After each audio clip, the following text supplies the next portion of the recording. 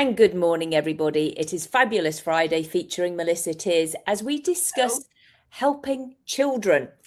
Yeah. We love children. Yeah. I mean, and they need our help. They sure do. You know, one of the things that I'm constantly telling all of my students who are, therapists and psychiatrists is that they need to open their practice to kids because kids need us more than ever right now. And there's just not enough practitioners nationwide. There is really, I have, clients that they just couldn't get into a regular therapist or psychiatrist. They couldn't find one that was taking new clients. So, I started working with kids probably very early on in my career. So that's almost 30 years ago.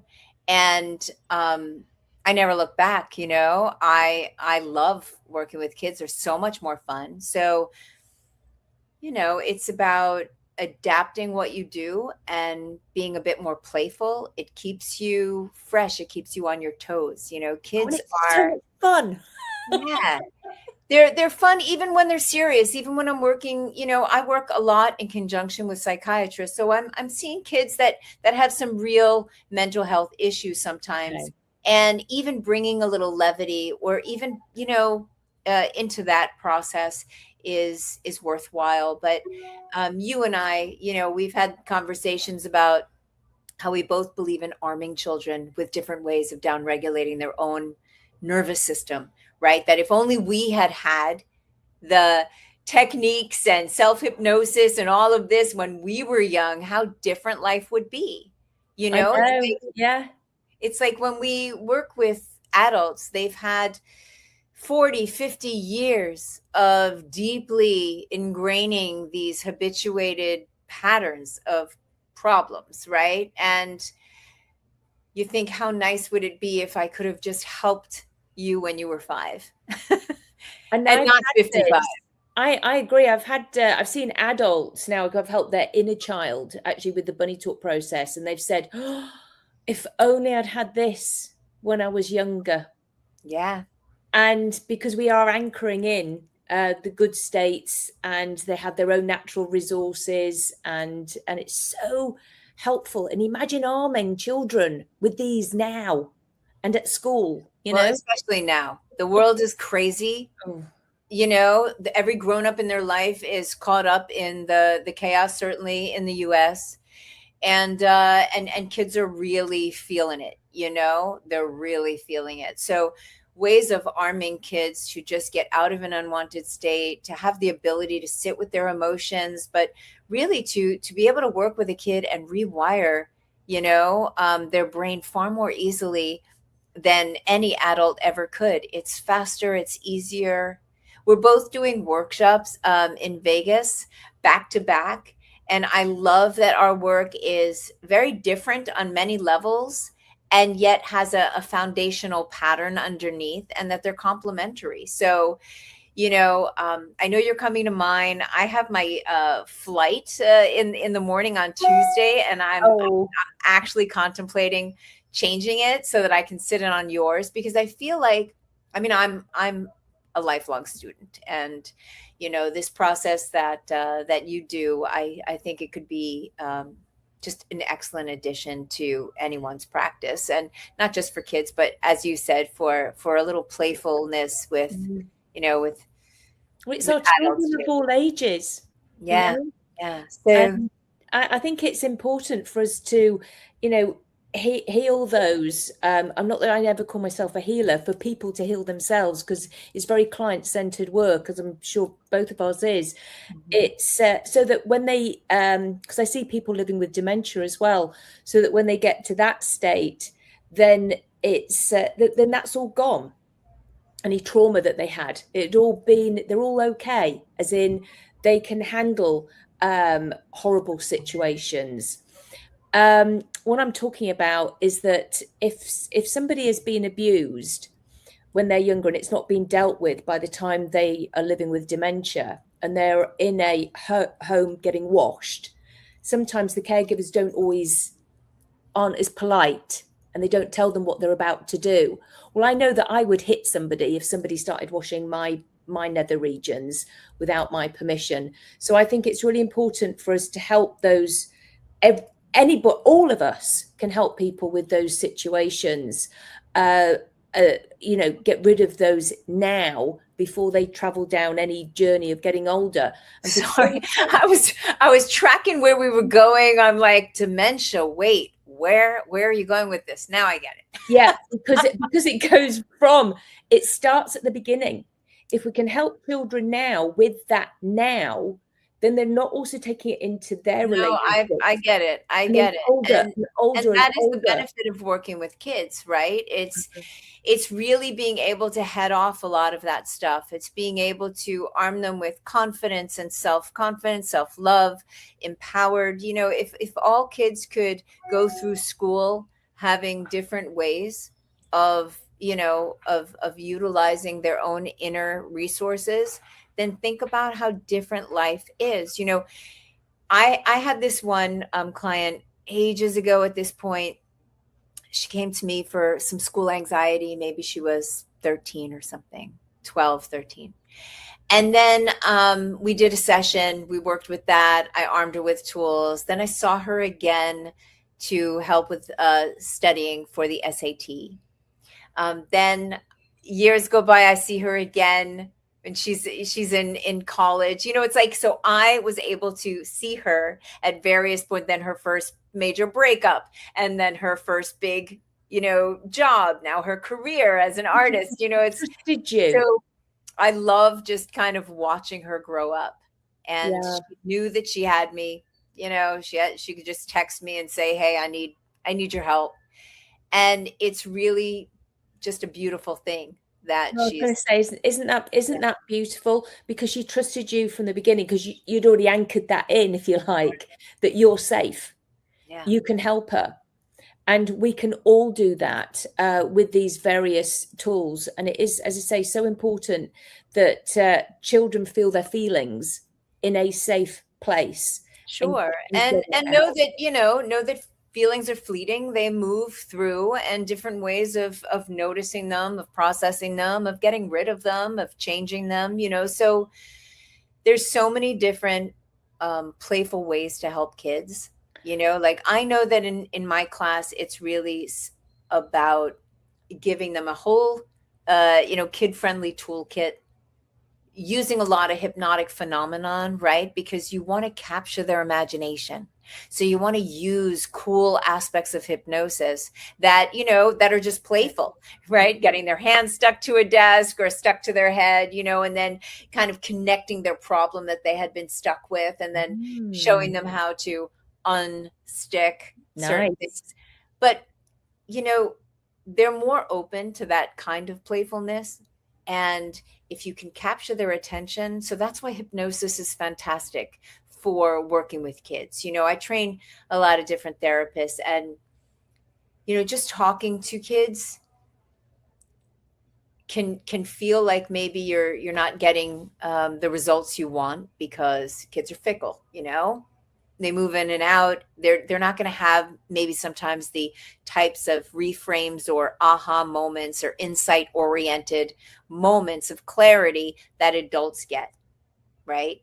So with hypnosis, with different techniques, the kind that you do, the kind that I do, you know, these are rapid ways to, you know, to make changes. And it's a fantastic addition, I think, to any type of work, whether you're a practitioner, a hypnotist, a coach, therapist that is considering opening your practice to children. We both would beg you to do that, because they need our help.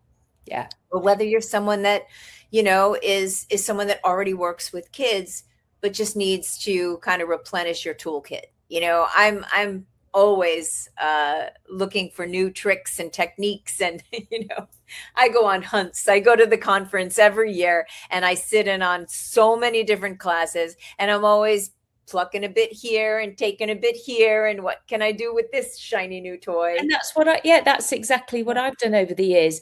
Melissa, I think it's really important for us to mention that we both work with the parents and include them in our work too, Yeah. We had a long conversation before this.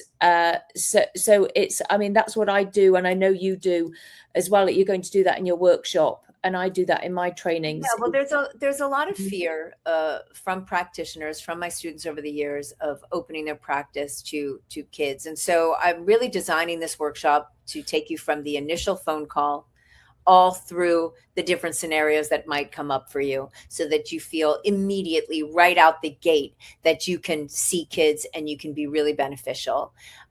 Quite often our first point of contact, almost all the time, unless it's a teenager that's 17, 18, but even then the first point of contact is with the parent.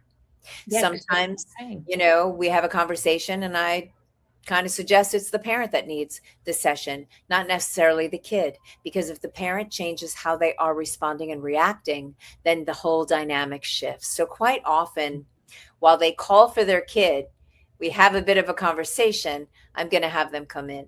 But when I see kids now, I will typically see them with the parent initially and then say, all right, so say bye to mom, and then either that, or if they're really young and they're more comfortable with the parent being there, I work with the parent as well. I teach them the techniques so that it becomes this moment of connection and bonding where they can now work with their kids and downregulate their own shit. You know what I mean? Yeah. And sometimes using the parent as a stand-in for a lot of your hypnotic suggestions means that you get indirect hypnosis happening with the kid, while the kid just thinks you're doing, you're having a conversation with the parent. So I use every moment of it, and I'm going to share that with people that take the Brilliant. class, because I think it's really important to know how to navigate those conversations. Yeah. To include the family system in general, Mm-hmm. and then when to say bye-bye to the parent, when the parent is clearly the kid's problem. Oh, You know yeah. what I mean? Yeah. Because it's not all the time, but it can be. And you're right. And that's what I train in the bunny talk process as well. It's the first bit of how to get the parents to go, oh, it's us, in a very sort of clever way, by not saying you are doing this, by just saying, Sure. It's in this diagram, and some parents do this, and then they go, oh, or they go, oh no, that happened to me, and then they go, oh, and now I'm doing that, and then they realize actually they are the ones that need the help. So it's and then you find, I'm sure you do, Melissa, that because you're helping them, then their friends are going, oh, what's changed? Everybody seems to be so much happier in your family, and they're not sort of like having a go at each other all the time. Oh, well, we saw so and so, and then it's like, oh, the grandparents, and then the aunties, and then this, and you just see. Yeah, and then you wind up seeing the whole family. But what I really love is I had a client who I was going to teach, some, like, maybe it was bilateral stimulation. I was talking about how, this is a very quick, rapid way. I teach kids to do this under the desk, and it's just ways of evening out the hemispheres and stopping the pattern that they're running. And I was started to teach. They're like, oh, my son taught me this. And their son had learned it from their friend at school, who was my client. So kids actually share this stuff, Yeah. I mean, my daughter used to share it. I remember my daughter teaching the rapid form of tapping to her whole class for test anxiety when she was in 4th grade. So kids really take ownership of a lot of these rapid techniques. And I created a couple of self-hypnosis templates that really work well for kids. It's like 1 minute. If you can get the kid to do 1 minute, then they can start to use things like mental rehearsal. They can, if they know they have a test, teach kids how to utilize state-dependent learning, so that we put in an anchor for focus, right? And they sit down to study and they hit that anchor. And then when they sit down to take the test, they hit the same anchor, because we now know that what you learn in a certain state, be it, 3 shots of tequila, as they did in the study, or just a different state of mind, then you have a lot more access to the information. It's a quick retrieval. Yeah. So, bringing in things like that and arming kids with different ways to control their own states, I think, is vital. Yeah. And again, through play. It's like they don't even know they're doing it. Play and also psychoeducation. I mean, kids are far more savvy than most people think, especially this generation. They have access to the world at their fingertips. It is very different than certainly my generation, right? And so I am having conversations with kids in the same way that I would have conversations with adults. Yeah, you got to, on many levels. If they're 5 and 6, I'm using different language. I'm not necessarily talking about rewiring their brain, but if they're 8, 9, I certainly am. So, yeah, I talk about poo, the poo on the brain, but I do that with my adults as well. I had a youngster in, and he was with his parents, and he said, I said, what do you want? What do you want? And he goes, well, my brain doesn't work. I just want my brain to work. And I thought it was one of the saddest things I'd heard. So I threw this at him, and he caught it. I went, your brain works just fine. You caught that. And anyway, that seems to have really helped. He came in for his second session, and he told me, he goes, I had a friend who was saying he was stupid. He goes, so I threw something at him. And I went, I was like thinking, oh, did he catch? And he goes, he caught it. He goes, and I told him, see, you're not stupid, you can catch. And I just thought, wow.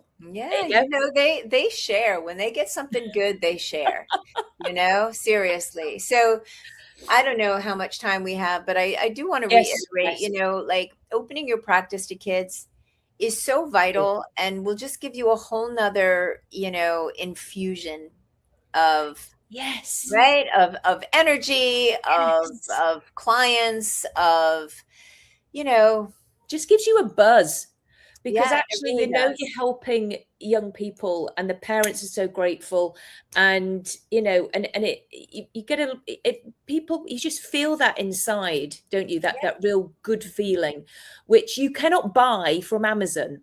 Okay, you can't buy that feeling. It's just something that we get from being us, and all that we do when we help somebody. So for those of you that are here and listening, we're talking about HypnoThoughts Live in Vegas, which is the biggest kind of hypnosis conference. That is just our playground to talk about play. That's where we met, and we'll both be doing post-conference classes on this, but there are amazing trainers. Please come to the conference. It just rocks, something about getting hundreds of like-minded people together to talk about crazy mind shit is awesome. So it really is. So, and thank you everybody for watching. Thank you for being on here, Melissa. Sure. Melissa's workshop is on the 20th of July. Mine's on the 21st and 22nd. And, I'm looking forward to it. So thank you. Thank you, HypnoThoughts, for putting it on. So take care, everybody. It's goodbye from me, Rickard, and it's goodbye from Melissa Tears. So take care. Thanks for watching. Bye.